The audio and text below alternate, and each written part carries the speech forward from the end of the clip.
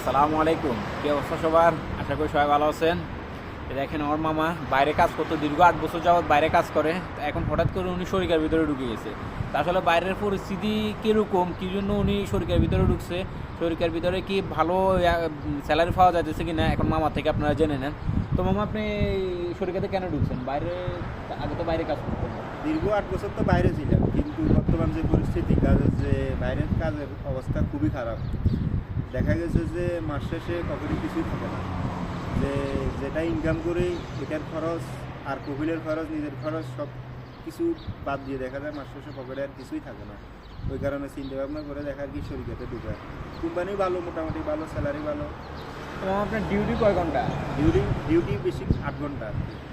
মাশাআল্লাহ, 8 ঘন্টা ডিউটি হলে তো বাইরেও কাজ করা যায় মনে হয়। বাইরে অবশ্যই কাজ করা যায়, যেমন কি ডিউটি 4টা পর্যন্ত, প্লাস ওভার টাইম আছে। যদি ওভার টাইমে যদি কাজ চাপ না থাকে তাহলে 4টায় 4:30টার দিকে বাসায়, তারপরে তো ফ্রি কাজ করা যায় বাইরে। আচ্ছা, তাহলে তো রাত্রে তো দোকানে কাজ হয় মোটামুটি? হ্যাঁ যারা দোকানে অবশ্যই, কাজ আমাদের করে। যে কাস্টমার আছে যে এগুলোকে আমি শিডিউল দিয়ে রাখি, এখানে আসবো কাজ করবো।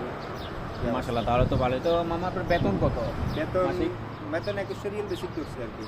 আচ্ছা মাশাআল্লাহ, 21 রিয়াল বেতন। তো কি যদি বাড়তি ডিউটি করেন, এটার কি কোনো ওভার টাইম অবশ্যই আছে, ওভার টাইম আছে। আচ্ছা, যাই হোক। সকল কোম্পানিতে এটা আছে, ওভার টাইম থাকে। না না, কিছু কিছু কোম্পানিতে তো মনে করেন যে শুধু বেতন স্যালারিটা দেয়, মানে ওভার টাইমের কোনো কথা বলে না।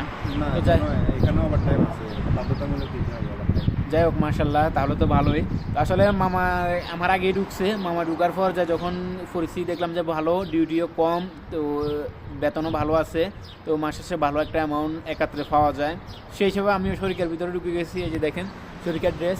আর মামা, শরিকাটার নামটা কি জানো? এটা ministry of education. Ministry of education থেকে সিএম নিছে আর কি। বুঝছেন, এটা হলো যে মাদ্রাসার কাজ আর কি, যে মাদ্রাসার ভিতরে যে প্লাম্বার আর যে সাব্বাক, এসি এগুলার কাজ করা আর কি।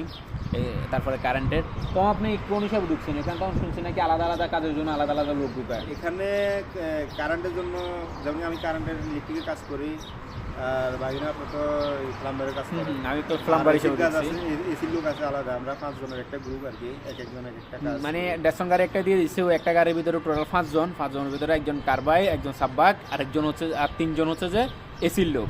ঠিক আছে? তো আশা করি আপনারা বুঝছেন যে এর ভিতরে কোম্পানিতে ঢোকার কারণটা কি আর কীরকম বেতন পাই আমরা। তা আলহামদুলিল্লাহ, আমারও প্রায় 1 মাস পূর্ণ হয়ে গেছে, মামারও প্রায় 1 মাসের থেকে একটু বাড়তি হয়েছে। তা মামা আমার একটু ঢুকছে, মামার দেখে আমি ঢুকছি। তো আলহামদুলিল্লাহ ভালো বেতন আছে। আর যারা যারা ভিডিওটা দেখছেন তারা অবশ্যই ভিডিওটা শেয়ার করে দিবেন। আর কারো যদি কোনো প্রশ্ন থাকে, কোনো কিছু জানতে চান, তাহলে অবশ্যই কমেন্ট করে জানাবেন। আল্লাহ হাফেজ, সবাই ভালো থাকবেন।